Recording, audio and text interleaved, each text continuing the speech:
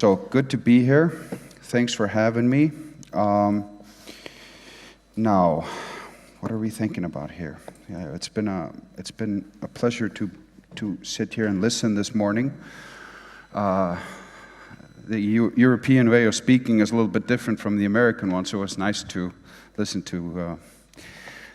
to Miles. I spent some of my Minnesota time. I spent 8 years in Minnesota, and some of that time was spent at community mental health, and I worked with quite a bit of Somalian patients, a lot of trauma survivors from Somalia, and so I have a special affinity for the Somalian population. So it was very cool to see Miles talk about that. It was also interesting to hear Valgerður talk this morning.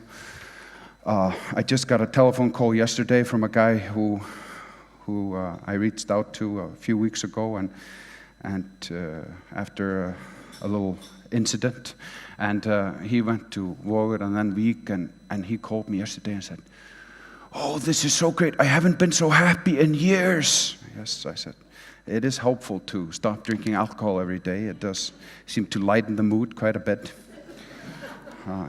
This caught this fellow completely by surprise, that it would be helpful to not use alcohol every day. But there you go. So this is me here. How many people here do not speak Icelandic? It's nothing to be embarrassed about. It's fine. There's a few people in the world to share your disability. So the correct way to say my name, Sam did it perfectly, is plural of goose, so geese, and li, said fast together, so Gisli. And as all of the Icelandic people know, and maybe a lot of you native Icelandic speakers have guessed already, it means a ray of light in Icelandic, right? Usually people guess it before I tell them the meaning. I don't talk about as much that it also means a hostage in Icelandic. But, you know.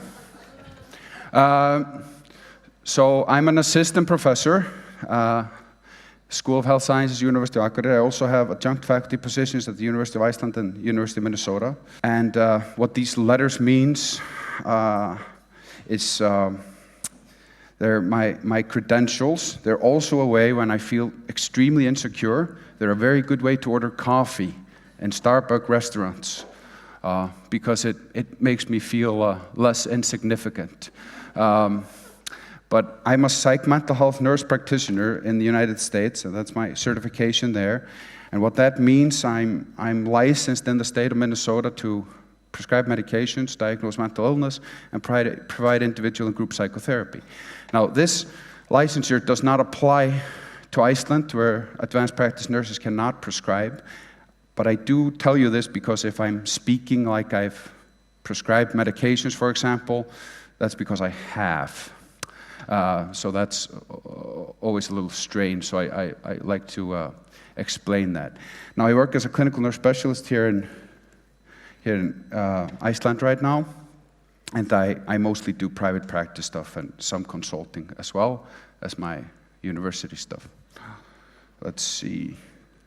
Now, this is a response to the law of Jante. Are people familiar with the law of Jante, Jante's law?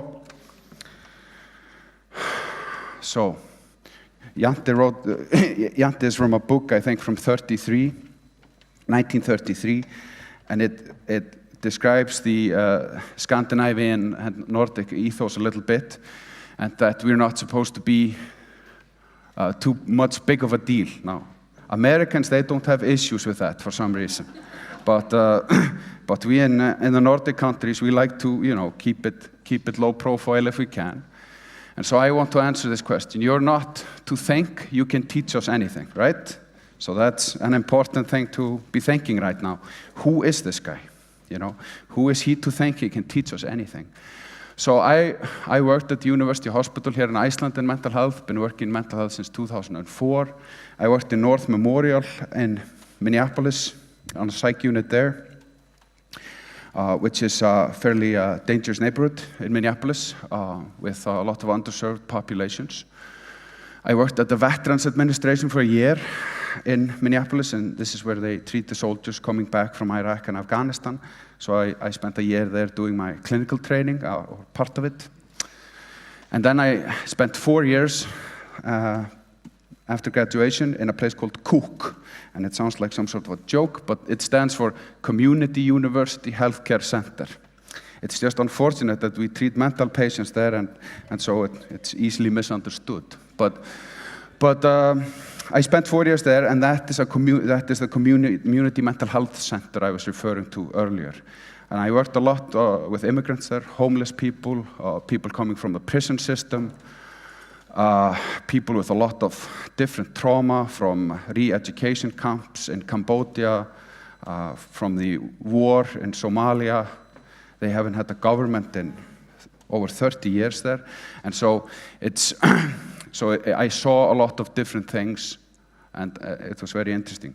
When I moved back from the United States in 2014, I've been working at the hospital in Akureyri, and now I work in private practice. I've taught mindfulness courses in groups and individually, trained in psychotherapy, and so I've done. Is this enough? Yes. Okay. So we'll be fine then. So this is my son Helgi, and there's a guy who I sometimes listen to on YouTube, who likes to remind people that they've never been here before in this space and time, and I would like to remind us of the same thing right now. So we have never been here before, right? This group of people in this context, in this time, we have never been here before. And there is opportunity in that, and there is hope in that, right? So whatever the past may hold for us, that is okay. But we have no idea what is going to happen. Anything can happen, right? So it's important to remember this, that we have never been here before in this moment. We do not know what shifts will occur in our understanding or in our consciousness today. So important to remember. I put him there because he never forgets this. He never forgets that he's never been here before. Helgi, he runs everywhere he goes, right? Because he has such a passion for life that, everything is worth running to. And so, we've never been here before. Exciting. Now, I'm going to be the boring scientist guy in this talk, in this conference. This is an old Icelandic dude who wrote in the book of Icelanders, which is a historical account of Icelanders up to that time. He said that when he wrote his book of Icelanders, he said, in selecting material for his book, he was guided by this principle when he was choosing material, that which can be proven to be most true, or as he put it, and kvadki, and you non-Icelandic speakers, you can practice this. En kvadki missagt í fræðum þessum, þá skylt að hafa það heldur sannar reynist. So Ari, he defined evidence-based practice for us 1,000 years ago, which is very convenient, right? So we're going to try to do what works. Now, when we think about the mental health system as a whole, and I don't want to go into that in great detail, but it is dark in some ways. We used to lock people up that had mental illnesses in a cage. We used to drive out our alcoholics and people with substance use disorders. You could say even, and I don't know if you agree with me, in the hierarchy of illnesses, mental illnesses pretty low on the totem pole, and in the hierarchy of mental illness, substance use disorders are pretty low on the totem pole. So we've had some issues in the past, and we still have them. We're still fighting stigma with mental illness and substance use disorders, but it is getting a little bit better. Treatment is getting better, and there was a huge paradigm shift, and I don't know if you're interested in this or not. When Thorazine, which is the first antipsychotic, came out in 1950, there was a a group of Italian scientists who were trying to fix allergies, and they accidentally found out, I don't know exactly how, that thorazine helps with psychosis. And this was a real game changer for people with psychotic illnesses. So, but that changed the field of psychiatry and mental health treatment a lot, from being more social relation, psychotherapy based to being more biomedically based. And it was a really good move in many ways. But it is a question whether we did swing the pendulum a bit too far, maybe. And so what we're supposed to be doing now in our mental health system, if you read any really textbook, we're supposed to be holistic.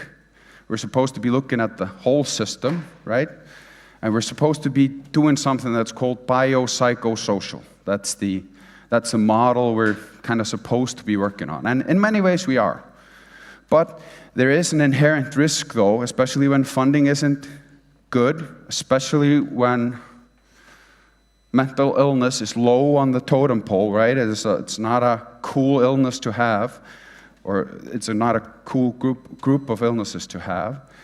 Then it's a risk that we don't spend enough money on interventions. And then we go to the bio model, right? So just doing the biomedical interventions, which are awesome. Nobody's poo-pooing the biomedical interventions here. I love them. I've been a prescriber myself for quite a few years now. I teach psychopharmacology. I am not against medications. But I am afraid, though, that if we don't start putting psychotherapy, for example, into our public healthcare system, that we may lose a lot of folks. So, and I think that's one of these things we all agree about in Iceland, but we're not doing really anything about, is putting psychotherapy. When we talk about evidence-based practice, it's clear that psychotherapy should be in our insurance model, you're right, but it's not. It's not accessible. Not accessible as it should be, at least. So that's one of the issues we're facing, and so this kind of brings us to the context of integrative mental health. And why do we have to talk about integrative mental health? Why can't we just talk about mental health services, right? You really shouldn't have to say holistic anything, right? That should just be the thing. We shouldn't have to add it. It's like, I don't know, it's like saying a happy Santa Claus or something. It's just, we shouldn't have to mention it, really. But we do, because we do have this tendency, especially with limited resources, to not look at the whole picture for some reason. Now, you can see the picture there in the upper right corner. I've had this slide for a while, and after I heard this guy speak and shook his hand, I put this picture of him up there, purely out of spite. He's a very interesting speaker. He's done a lot of publications, and one of the things he's done is defined integrated mental health. And there he talks about utilizing scientific proven methods in combination with drugs and traditional therapy to address patients' physical, psychological, spiritual needs. He says, the point of integrated mental health is not to exclude pharmaceuticals, but to make them one option out of many, so that each patient receives an individualized treatment plan, maximizes reward, minimizes risk. There's nobody really against this idea, I think. I mean, it's like being against spring or something. I mean, it's really, I think it's something we can all agree on. But we can also, I think, agree on we're not really doing this in our system. So this comes to my field, integrative nursing. I have to talk about nursing a little bit. Framework, providing whole person, whole system care, person-centered, relationship-based, right? So this fits well with what we've been talking about this morning. Focuses on improving the health and well-being of caregivers as well as those they serve, and that's something Miles talked about it too, is looking at the caregivers and the support we're giving them. Secondary trauma, all those things. A way of being, knowing, doing that advances the health and well-being of persons, families, and communities through caring and healing relationships. So very inclusive. There's a lot of models to work from. SAMHSA is a U.S. government entity that deals with substance use disorders and mental illness. And this is one model that's interesting to look at. So it's not like anybody is against looking at the whole person. And if there are any healthcare professionals here, Nobody's coming from a field where they say, oh, we're not holistic here in this field. Do you know what I mean? Everybody's going to be, oh, we're holistic here. So it's a question, why aren't we doing this more? What's keeping us from doing it? And I think one of the reasons here is false dichotomies, and this is something we talked about as well. And this is this tendency to think if we're doing one thing, we can't be doing another thing, right? So we can't be involved in Alcoholics Anonymous and do cognitive behavioral therapy at the same time, right? It's impossible. Your head explodes if you do those two things at the same time. If you add in exercise and meditation, you grow a third ear. It's horrible, you know? And if you add in a healthy diet, then you get into trouble, right? Because then the seizures come. So we have this thinking that if we're doing one thing, that excludes another thing. And I see this all the time in the Icelandic discourse on looking at health and well-being, the mental health system, all these things. Where it always seems to be that people just don't have the imagination that you can do two things at the same time and that they're fine together. One thing does not exclude another. And that's one of the biggest when I talk about how to kind of look at different interventions and activities, one of the biggest things we look at is, does this thing exclude another thing? And so many of the things we do for our health and well-being does not, right? But still we get caught up in this, right? We start screaming at each other because we feel that one thing excludes another when it does. So that's called a false dichotomy. Does this sound familiar? Those of you who watch the discourse, it's very familiar to me. Yes, two types of people in the world, those who think in false dichotomies and penguins. Right. So recovery, this is something I draw up for some of my clients sometimes, and I say, these are kind of be the things that we're working from. And then some of these I can do personally. In the United States, I could do the pharmaceuticals, for example. I can't do that in Iceland. No nurses can prescribe in Iceland. But then I work with my good physicians, friends, that they take care of that. Sometimes with the thoughts and consciousness, I don't have the training to deal with a specific thing. I want to refer somebody to EMDR, for example, which is it's a evidence-based trauma therapy. I don't have the qualifications to do that yet, so I will refer out to that. So it doesn't mean that I'm going to do all of these things. But still, it's again a way to kind of encompass all these things that we're going to do. And when we talk about long-term recovery from substance use disorders, this is often a helpful model to have in mind, that we're doing all of these things, and one thing might not necessarily exclude another thing, right? So direct intake, pharmaceuticals, nutrition, vitamins, supplements. Not drinking alcohol is often helpful for alcoholics, like we discussed. Lifestyle factors and activities, exercise, fairly evidence-based when it comes to mood and maybe anxiety a little bit too. Social relationships, there's a strong evidence-based that social isolation and perceived loneliness threaten our well-being to an extent that is much larger than we thought previously. And that's just a stack this high of studies that tells us that. So on average, that's an important thing to keep in mind, that social relationships should really be taken in as a medicine, like a dose, right? So I show up someplace and I don't want to be around people because sometimes I just don't like people. And then I have to think about going in there and taking a dose, just like I would of a medicine, right? So being around people, interacting, all those things is important like that. And that's often how I frame that to my clients as well. AA is a part of that, of course. Thoughts and consciousness. I just put like cognitive behavioral therapy, other psychotherapy models, mindfulness, meditation, all kinds of things that people feel work for them to work with thoughts and consciousness. Spirituality can certainly be a part of this as well. So this is interesting. There's something called NICE, National Institute for Health and Care Excellence. Have people heard about this? They do pretty cool guidelines that you can look up. And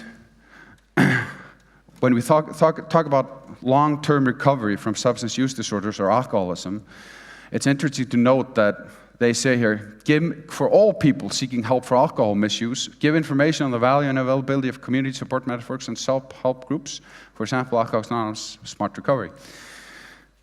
Help them to participate in community support networks and self-help groups by encouraging them to go to meetings and arranging support so that they can attend.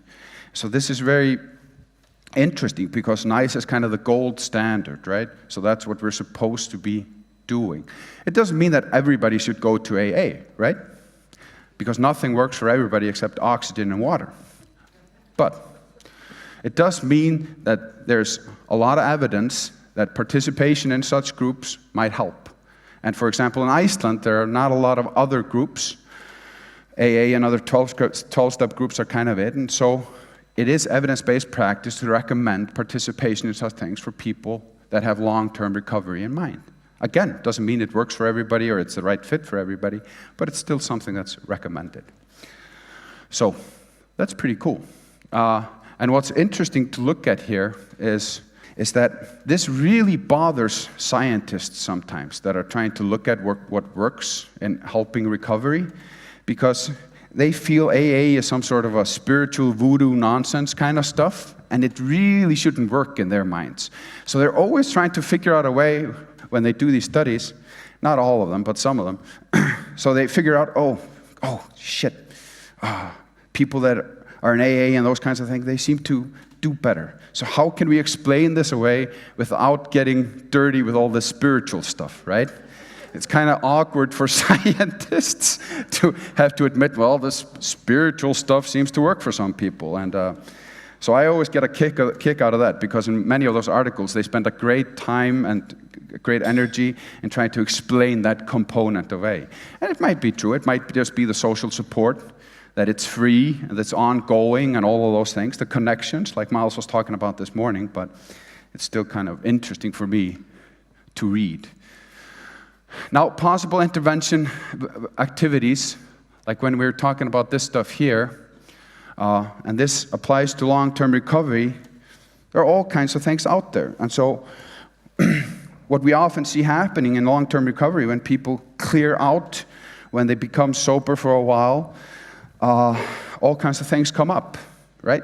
Trauma is certainly one of those things. So what do we do then, right? And so there are all kinds of things we can do that work fine, for example, with a 12-step fellowship or another self-support group. It's perfectly safe to do all of these things. So CPT, so as you can kind of maybe figure out by now, I did my training in the United States, and so they're all about abbreviations, right? So they never say anything. They just do like 3 letters, CPT, GPT, GTD, you know. And then first, when you move to the States, you find it's ridiculous, and then you get used to it. And then you start speaking like that eventually. That's when you move back home to Iceland, by the way. So thoughts and consciousness, CPT is cognitive behavioral therapy, DBT is dialectical behavioral therapy, EMDR is, and I shouldn't be attempting this, but I'm going to do it anyway, is eye movement desensitization reprocessing. Oh, I did it!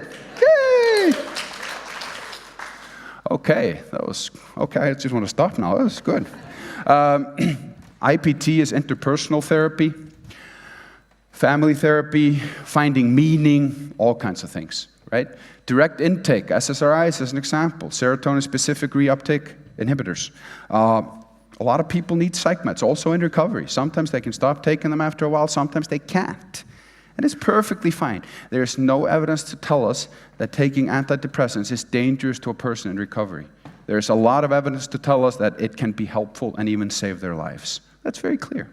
So, and when you look at something like Alcoholics Anonymous, in their literature, they're very clear that they don't have an opinion about those things. Just do whatever you need to do to be healthy. Go see a dentist if you need to. We're not going to have an opinion about that, right? If you need to be on medications for your depression, do that. Do whatever you need to do, right? If you have a heart condition, we're not going to operate you in Alcoholics Anonymous, right? Just go see your cardiologist.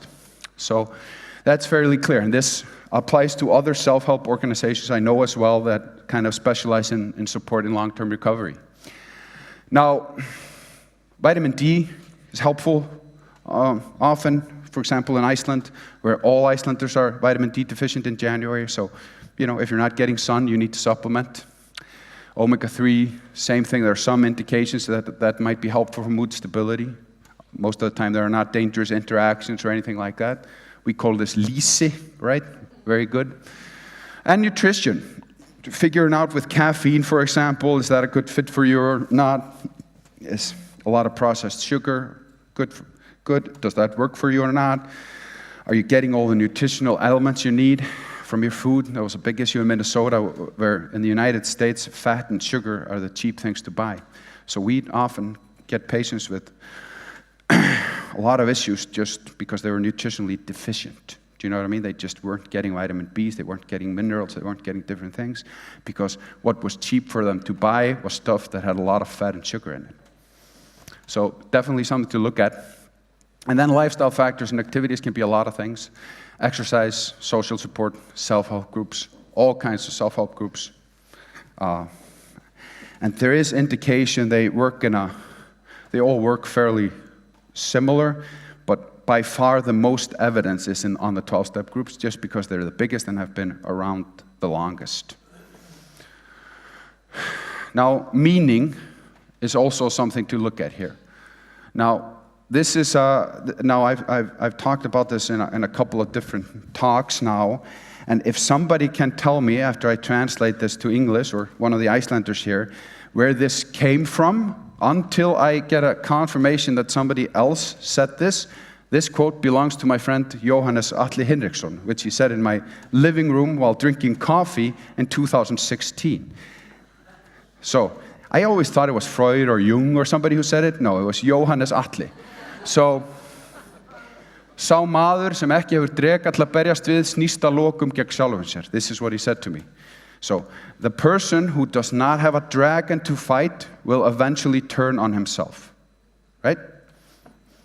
Especially true for folks that are in recovery, I think. And maybe one of the reasons why this altruism or working with others piece that's a part of the 12-step community works so well, because what greater dragon can you imagine to fight than the alcoholism in other people, really? I mean, what is a greater foe to meet on the battlefield than alcoholism? And it'll keep you occupied. If you need meaning, trying to work with alcoholics will give you meaning. It'll give you a lot of heartache too, and some death threats and other things, but it'll give you meaning.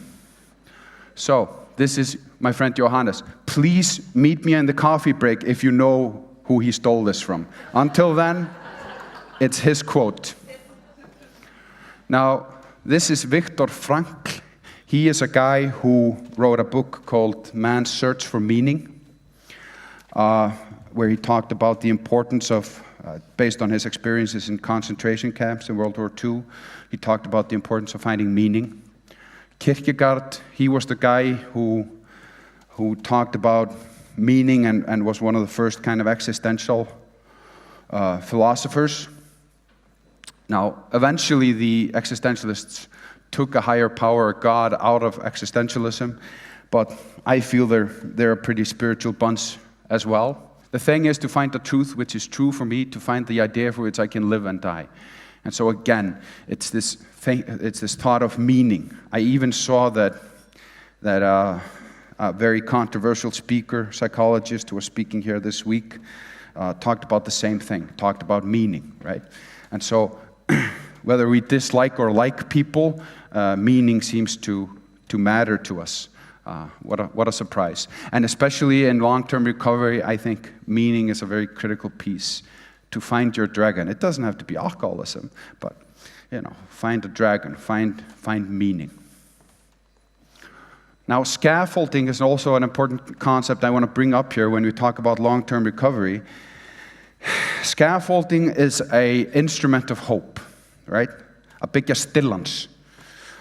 Scaffolding means that we don't have to try to work on the top level of this building our first day of construction, right? We can just start down here. And often in long-term recovery, it's about sobriety, right? Not using for many of us. It's a helpful step. And actually, there's a lot of research that tells us this. And, I'm all against harm reduction. I'm all for, my God, that was a Freudian slip. Let me be clear, I'm all for harm reduction.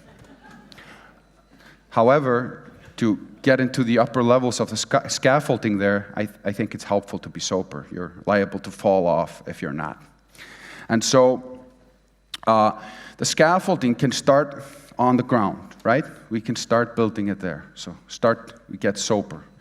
And this is so impossible. This is and I know this is a cliche, but it's the old saying about how do you eat an elephant, right? How do you eat an elephant? One bite at a time, right?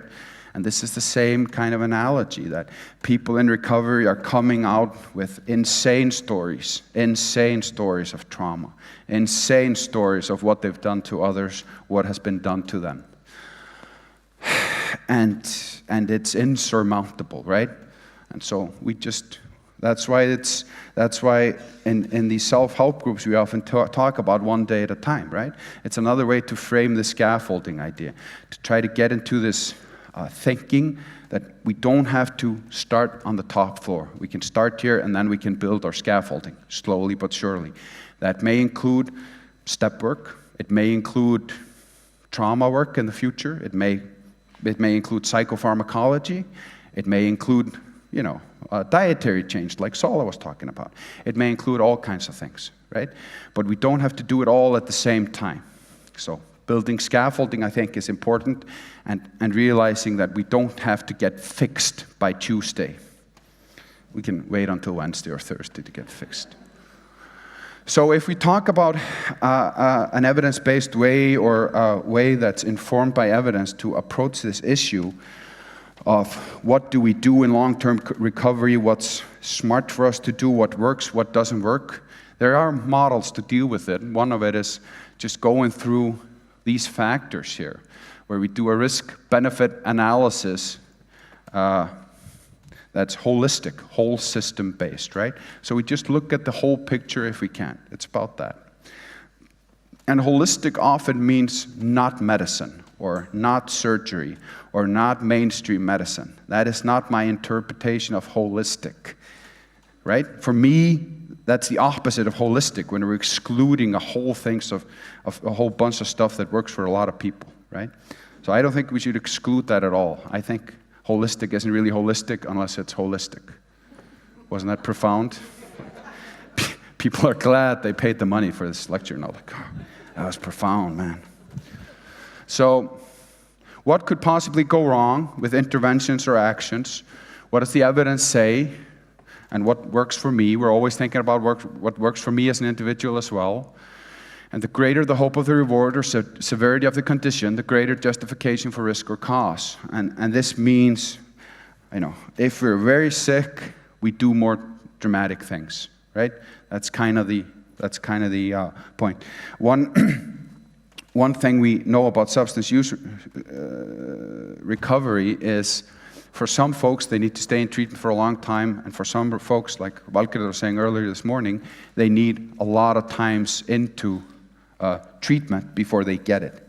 And that's one of these things. And certainly because the risk is so high, although the intervention is costly in this case, it's totally worth it. So it's just about thinking about things from a risk perspective, right? Is skydiving was one of these things we should really do to get sober? I don't know. Do you know what I mean? We'd have to look at the statistics on that. No? Maybe it would be worth it. I don't know. What could the client gain? The more hope of reward, the greater the justification for risk, which goes into this whole other argument that we talked about before. And the less risk, the less demand for evidence, up to a certain extent. So some things are not super risky, like taking a walk, for example, isn't super risky. It doesn't cost a lot of money. Sitting down to meditate is a similar thing, right? It doesn't cost a lot of money. It doesn't interact with other things. It's fine, right? But stopping all psychiatric medications to go have your aura massaged, right, is something we really need to think about whether we should do or not based on the evidence, right? Because the risk might be very high, especially if the symptoms are severe. And there's not a lot of evidence on aura massaging, although it might work, I don't know. But, it's one of these things that is important to take a look at. Now, cost. The greater the cost, the more need for evidence. And so this is true for anything. And this is what's nice about these self-help groups. They're kind of free. Isn't that nice? So they don't cost anything. Same with something like meditation, mindfulness, It really doesn't cost anything to pay attention in the moment. Persons, systems have limited resources, so we need to think about this. And we need to think about not peddling snake oil. So make sure that whatever it is that we're recommending, if we're professionals, and I'm talking about this from a professional standpoint, that there is evidence that justifies the risk and the cost. I think that's very important. It doesn't mean we can't be holistic. It just means we have to be able to filter it through this or a similar model and for it to make sense when it comes to risk, cost, and those things. Especially people with substance use disorders, people with severe and persistent mental illness, they really have limited resources, right? So it's dangerous if we're asking them to spend money on things that we don't really know work or not, if they're not spending it then on things we know work, or we have a better indication they work. Does that make sense? So, fit for the person. So this is the revolutionary idea of asking the client what he wants, right?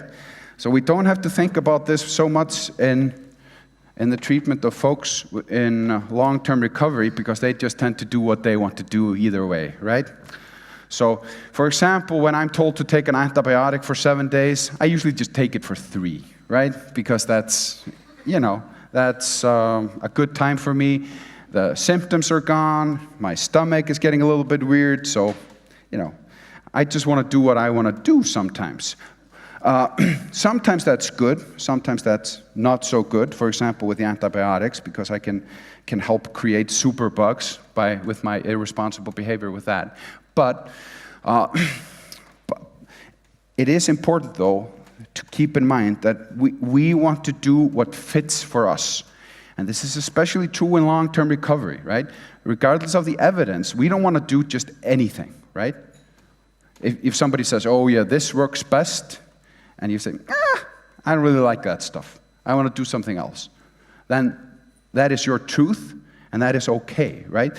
No system or professional can force you to go on top of that list if you don't want to do that. But it's still how the system works a little bit, or should work. And so sometimes it has to do with cultural factors. If people come from a specific cultural background, they don't want to do this, or they might sooner do this. There's a lot of prejudice between different things. When I was at the VA working with the older veterans, we did a group, a DBT group, which I co-ran for a year. And mindfulness is a part of that group, and yoga is kind of a part of the mindfulness regimen. They could not do yoga because yoga was some nonsense they were not going to participate in. So we changed the name to mindful stretching. And that was fine. They loved the mindful stretching, but not that yoga. They were not going to do that damn yoga. So often it's about that, It's like a tough guys, veterans of the war, they were not going to do yoga. Mindful stretching, okay. Evidence-based, this is familiar to some of you. We want to be near the top of this pyramid there if we possibly can. Often in mental health services, often when it comes to severe illnesses, often when it comes to substance use disorders, we can't be at the top there, because the combination of issues the folks are facing is so complex that we don't really have a strong evidence base exactly what to do for that individual. But we do have indications, and we do have best practices, and we do have clinical experience, so that guides us in those cases when we think about that. But in the case of long-term recovery, this is something also to think about and contemplate. What has worked best for other people, it makes sense to look at that for ourselves too. So this is just another way to look at this. Accessibility is another issue here we need to look at. For example, I talked about EMDR for trauma earlier. There's only one person on Akureyri where I live right now who's qualified to do that. So it's hard for me to refer to that person because she has a 3-month wait list. And if I'm dealing with a person who has no resources to travel to Reykjavik to get the therapy, then I have to be mindful of that, right? And so these things matter. Distance to do or learn intervention and do different disabilities prevent one from participating. Cost, geographical location, language, all kinds of things. So when we're looking at these things, we have to be reality-based. Swimming in the sea in Minnesota is going to look like this then, if we want to do sea swimming there. Forest bathing in Iceland is going to be like this. I was trying to find a naked dude hugging a tree, but I couldn't. And I don't know why I felt he needed to be naked. That's my issue, and we'll discuss that after the lecture. Exclusivity, does the intervention play well with others? And this is a very important thing when we talk about these different activities or interventions we're doing.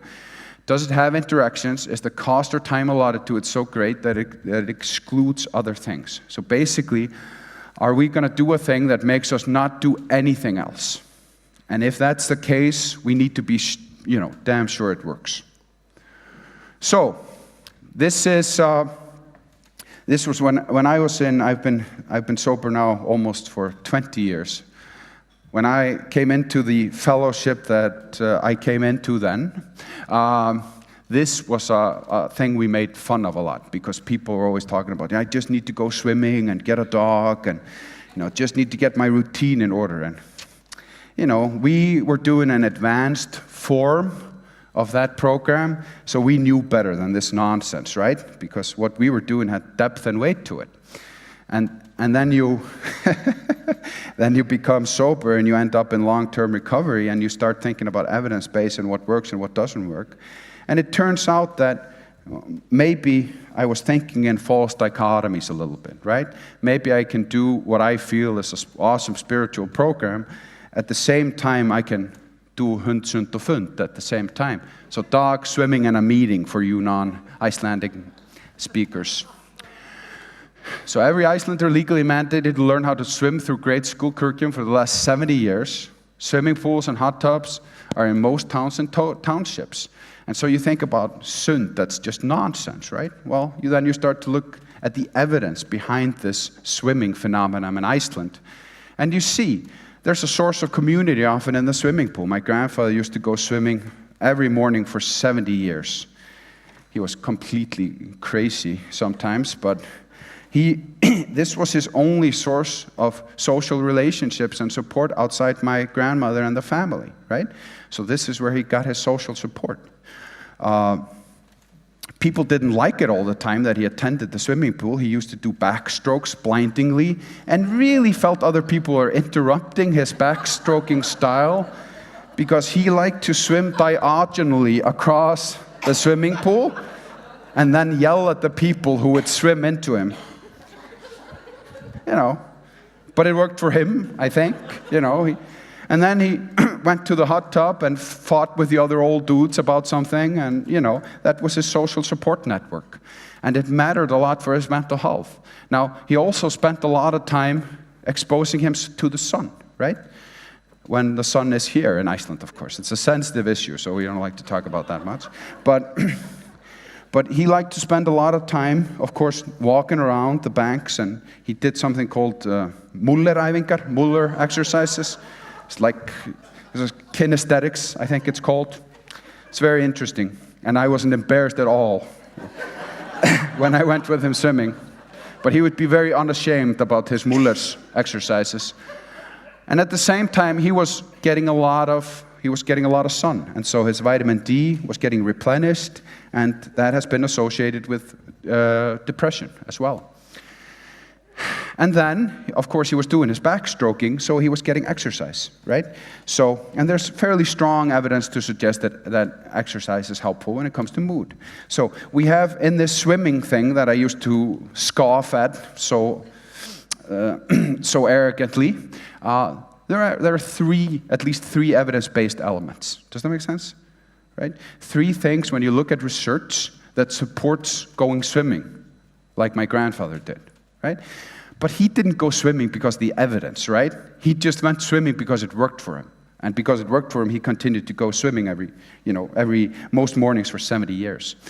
So this is kind of what I'm talking about, is that And this might not be an exciting thing to do, but it's a matter for me, this kind of an approach is a matter to evaluate what I'm doing, how I'm spending my time, how I'm spending my money, right?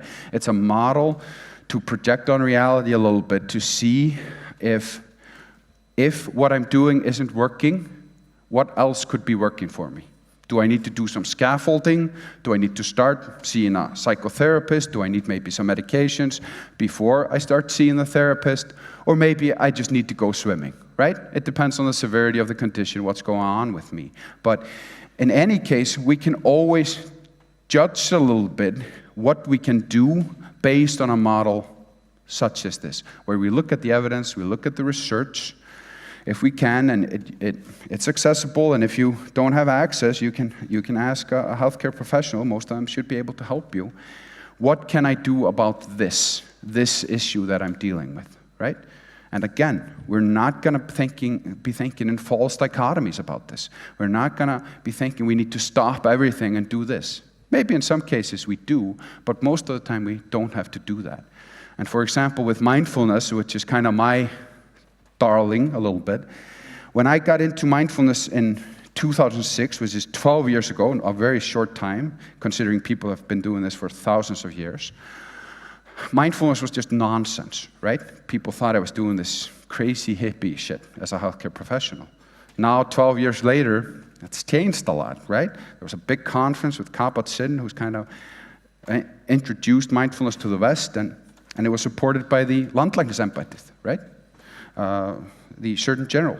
So things change, and what used to be little evidence for becomes more evidence-based. So we can't always just look at research. We also need to look at what works for us, if that makes sense.